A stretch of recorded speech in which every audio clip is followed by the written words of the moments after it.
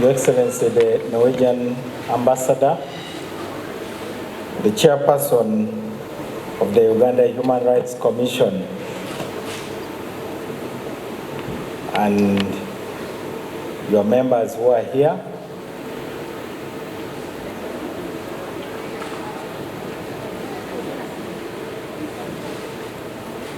I do not know who is actually here, so I will simply say, distinguished participants, dear friends,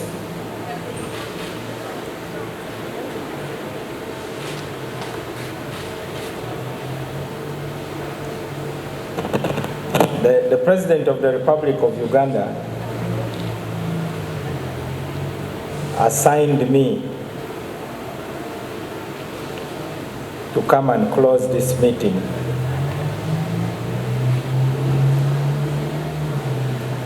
He was briefed by the Principal Private Secretary, but because of other engagements, he could not be here with you.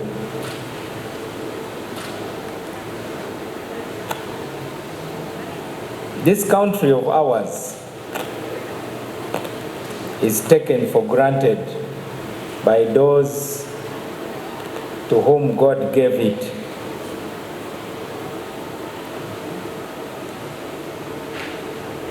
We complain so much that I won't be surprised that soon there may be a minister for complaining.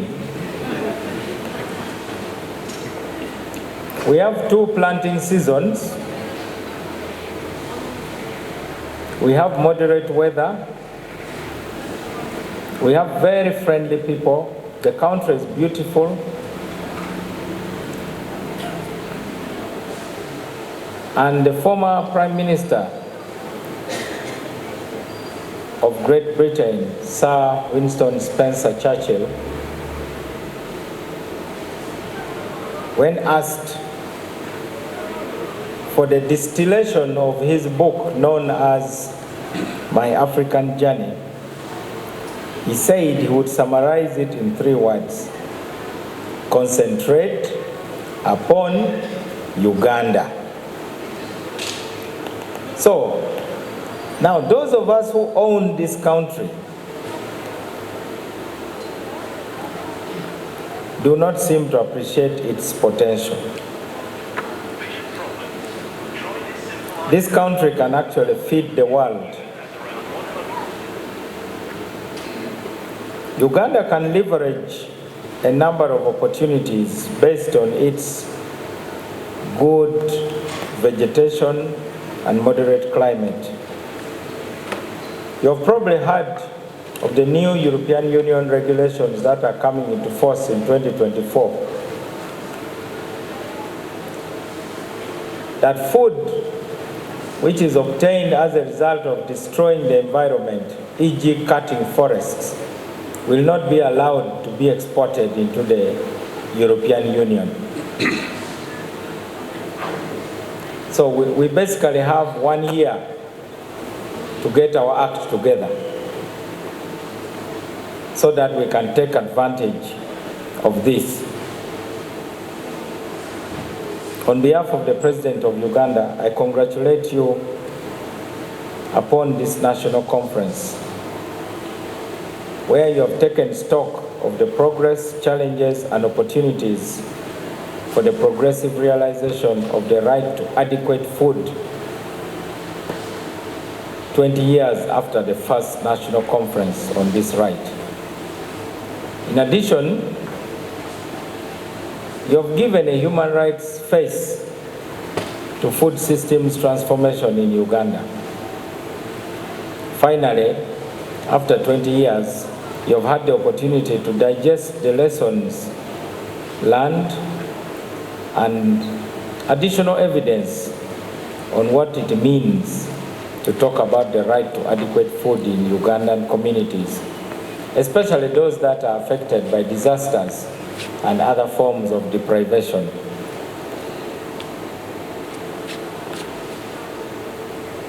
On behalf of the government, we eagerly await your proceedings report. I know if we were here, we would have really been in the grill.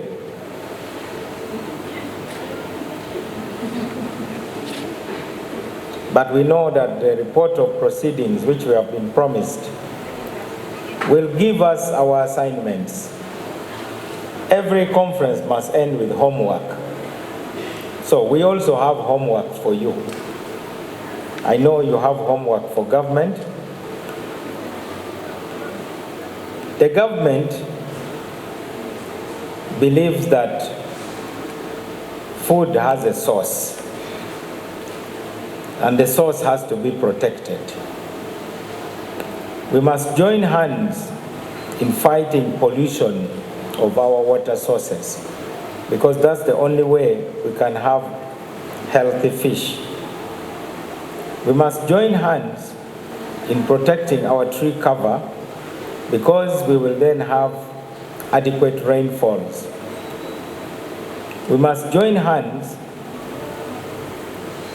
in saving water. We should not waste water.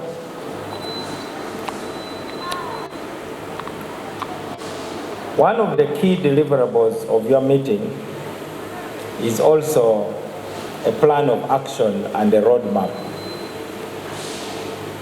We eagerly await that roadmap and the plan of action. In any case, we don't really see you, especially civil society and other non-state actors, in any other light than as partners.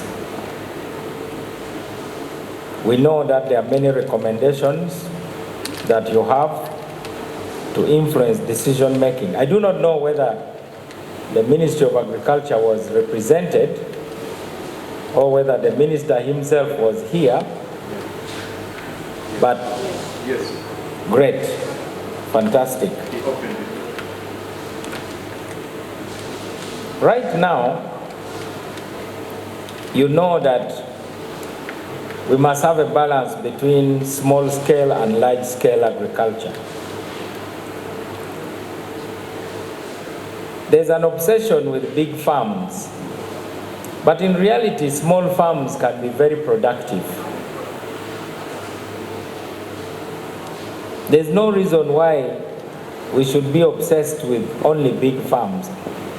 Farming is like a road. The road has room for big trucks with 36 wheels. It has room for small cars. It has room for the SUVs. It has room for motorcycles, bicycles, and even pedestrians.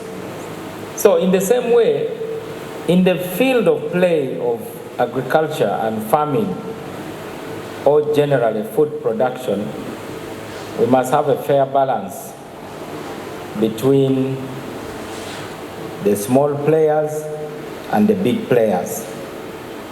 I believe the minister explained to you the government strategy.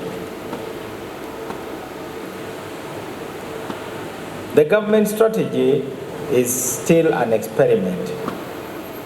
I hear a lot of complaints about failed government programs. There's already a lot of cynicism about the parish development model. I'm not a scientist, but I want to tell you that every laboratory is successful because there's no bad experiment. Even a failed experiment proves to you what you shouldn't do.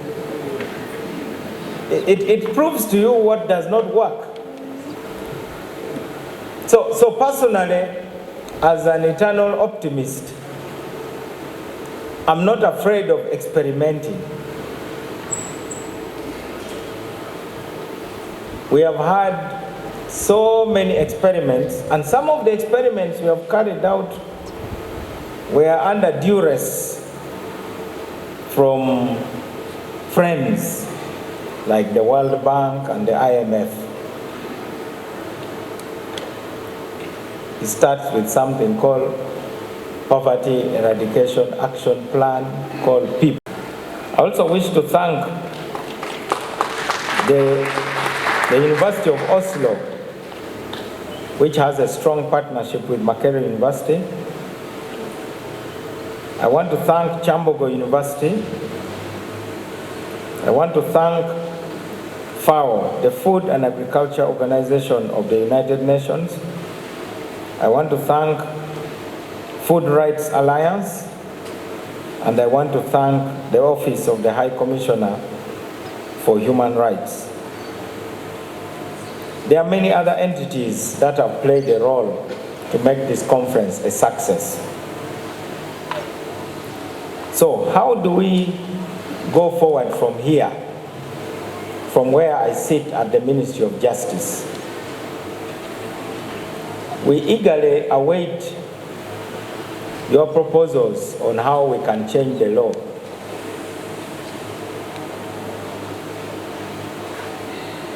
The Constitution of Uganda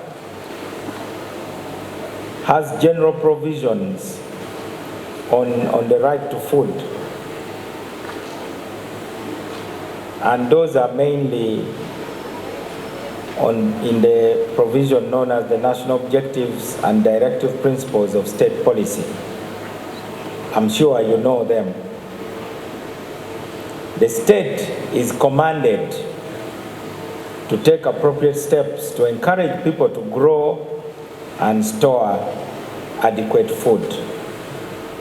But that will not be possible if people sell their land and buy borders. It is a kind of catch-22.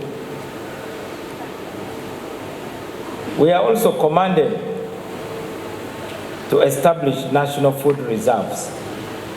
For that one, I can only offer an apology because we don't have a national food reserve. And I'm sure among your recommendations, you are insisting that there should be national food reserve. The President of Uganda has talked about having silos at every sub-county. Basically, that's what a national food reserve means. For the moment, everybody has to have their own food reserves. The state is also commanded to encourage and promote proper nutrition through mass education and other appropriate means in order to build a healthy state. We have got doctors who volunteer, people like Dr. Kasedene, who is very active on Twitter. He tells us not to eat processed food. I don't know how much processed food was eaten during the conference as a sign of practicing what we preach. These days when you go to school visitations, parents don't want to cook. They only take Kentucky Fried Chicken, known as KFC, or also known as Kids Fattening Center. Now, this is actually quite serious because in life, we have what we call chronological age. That is your actual age. Like I'm 56. But there's also what we call biological age, which based on a good diet and exercise can be lower than your chronological age.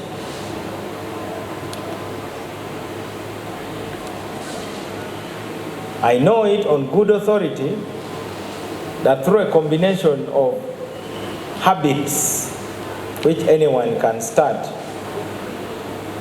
you can look younger than your actual age.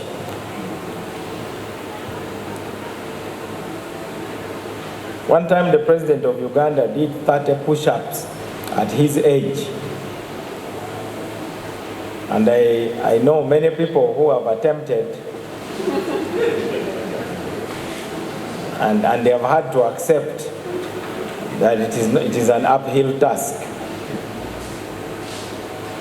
Now, these are things which are not for purposes of the state.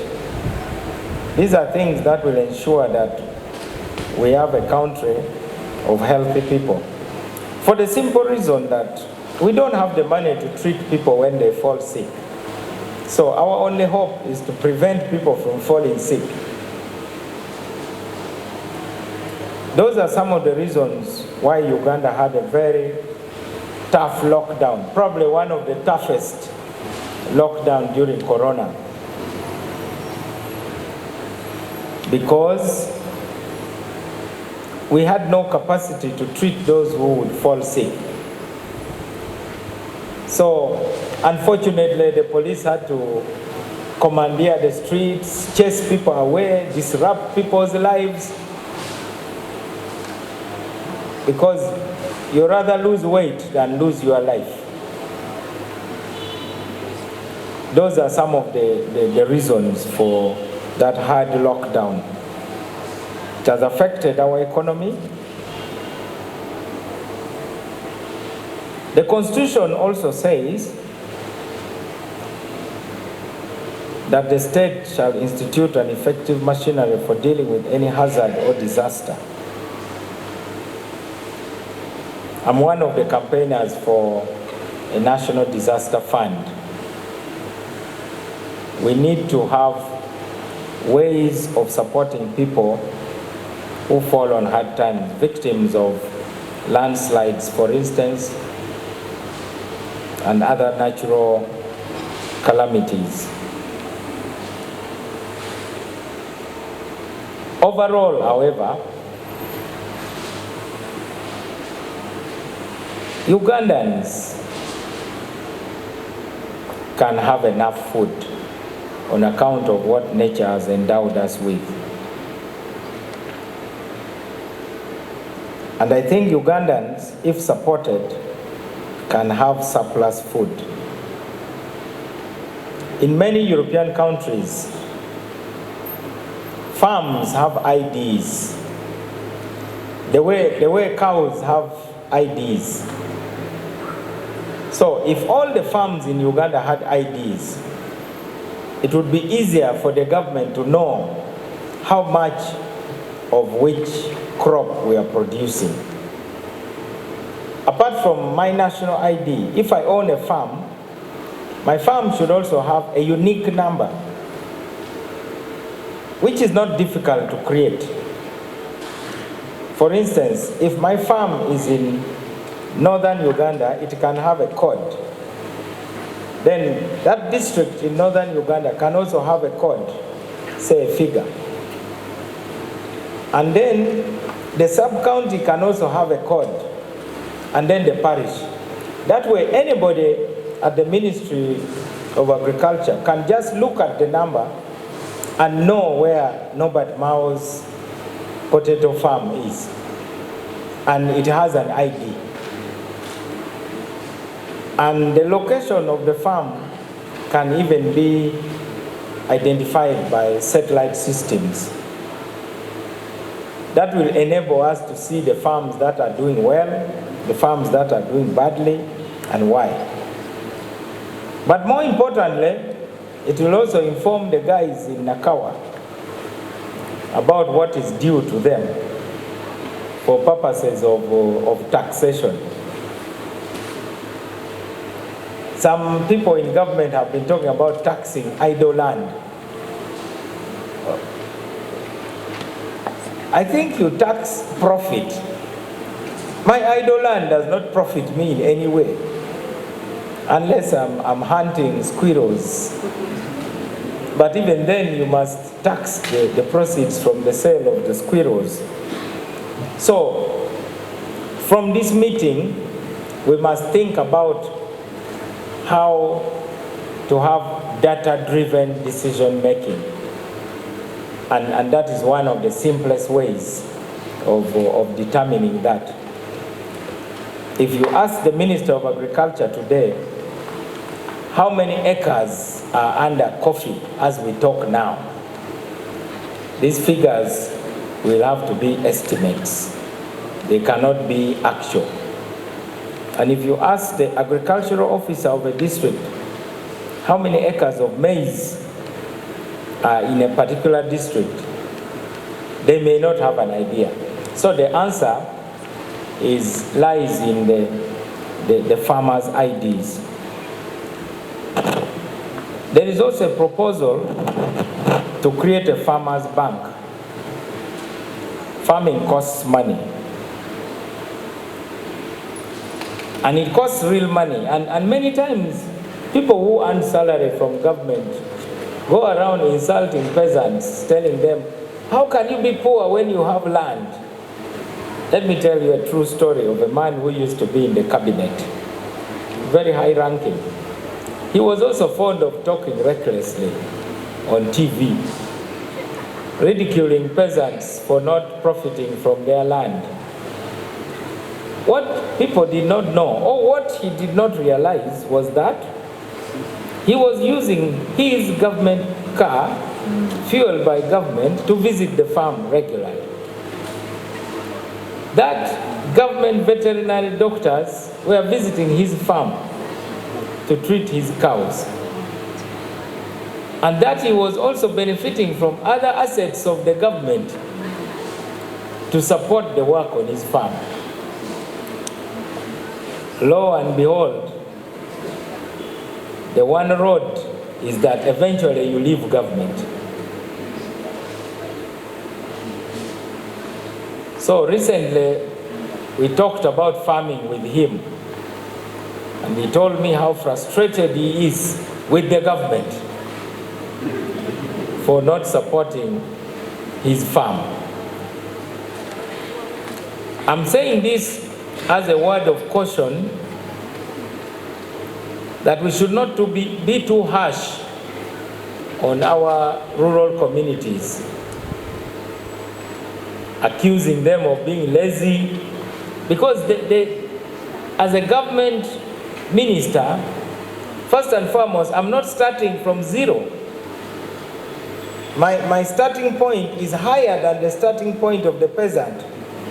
So it would be very reckless of me to take to the microphone and start talking down to the peasants and calling them all sorts of names, not knowing that my zero is actually not zero. For them, it is negative.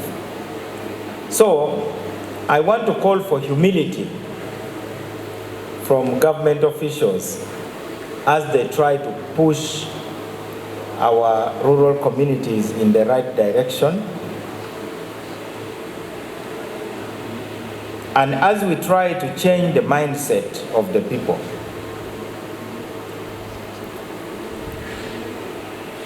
The word mindset confuses many people. Let's start by talking about poverty. Today, if you don't have a mobile phone, you consider yourself poor. I grew up in a rural area, and I used to mend shoes. And for mending a shoe, I would be paid 1 shilling. And 1 shilling was enough to buy enough bananas for at least 3 boys with a good appetite to eat and get filled up. 1 shilling. Now, I never knew there was a body known as World Food Program when I was in my village. So I don't know where they came from all of a sudden to tell us that, we need food relief. Or somebody who had surplus food was looking for a market. These are the things that you in the universities should study. How come that we are now talking so much about cash? In my village, cash was only for buying salt and sugar. Cash was not a big deal because you had food, you had a granary. So how do we tackle the question of cash in relation to mindset? You can tackle it as the economists say, from the supply side or from the demand side. You can tackle it from the supply side by giving people more cash. You can tackle it from the demand side by taking care of what the cash would have bought. This is part of the debate of salary increase. Here in Makerere, we didn't have a lot of problems about salaries. There were, but not as much, because the staff had houses, the water was paid, electricity was paid, and they lived here, so they didn't need transport. They could walk. I used to find professors walking all around. So, providing housing and providing water and electricity and other necessities and health care reduce the pressure on their pockets. Therefore, there was no need for the government to be worried about supplying cash into their pockets. So, when we talk about the money economy, I think we should think more about what money does, and we supply that very thing. This is the magic of the Scandinavian countries. They have what they call the welfare state. They are capitalists, but they basically ensure that everybody has the things that would force them to want cash. It is provided for. So I wish to challenge the professors and scholars who are here to study these deeper issues so that we don't copy what we cannot manage. The cash economy is not for everybody. We lived very well without cash, because what cash would have done, we had. Now, if you make everything, imagine if you went and built Carrefour in my village, and you abolish my village market where the potatoes is put on the ground under the guise of modernization. Chances are that you are going to have a problem. So I wish to call for original thinking on the subjects of food security and on the subject of restructuring our economy. We have grass-thatched houses in our village, but that is not because we are poor. That is the kind of house we love. There are those who think that if you find grass-thatched houses only, then, oh, these are poor people, that you must have iron sheets, mabati, to show that now people are getting wealthy. Now, that is the mindset which needs to be changed. People can settle down. They will not go chasing cows in Karamoja if the water is nearby. And if the arms control is implemented vigorously. So, as you challenge us to enact better laws, as you challenge us to prioritize food production and to invest in irrigation and modern farming, I also challenge you to come up with bright ideas that will make us restructure our economy better. Where we are still really largely a peasant economy. People still need land. There are no land wrangles in Norway because people can survive without owning land. You are assured of your salary, you are assured of a pension, and you can live to a ripe old age of 90 without owning 1 inch of land. So, I throw back the challenge to you, dear professors, to exercise some original thinking. And I want to promise that I'm going to start a campaign in government so that your thinking and research is relevant to what is for Uganda.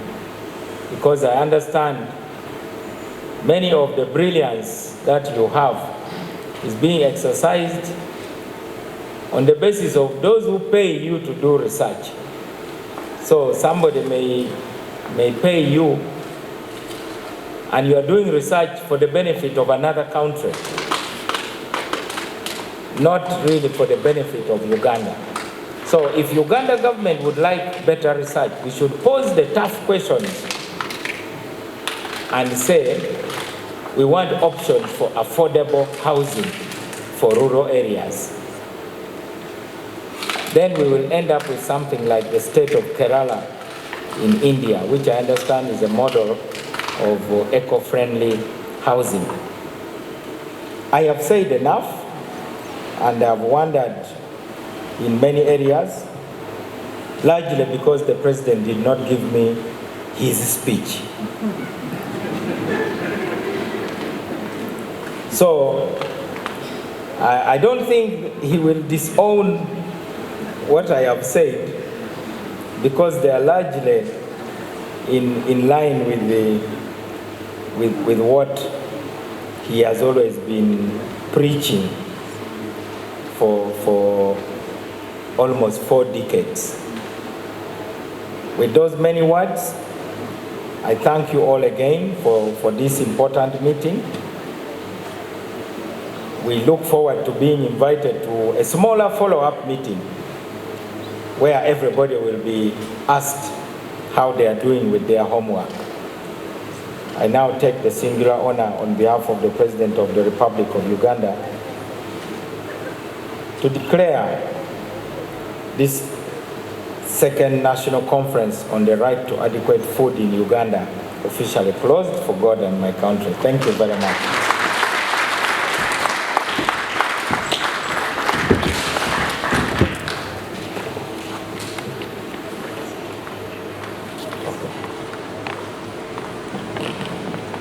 Let's give our chief guest a bigger clap.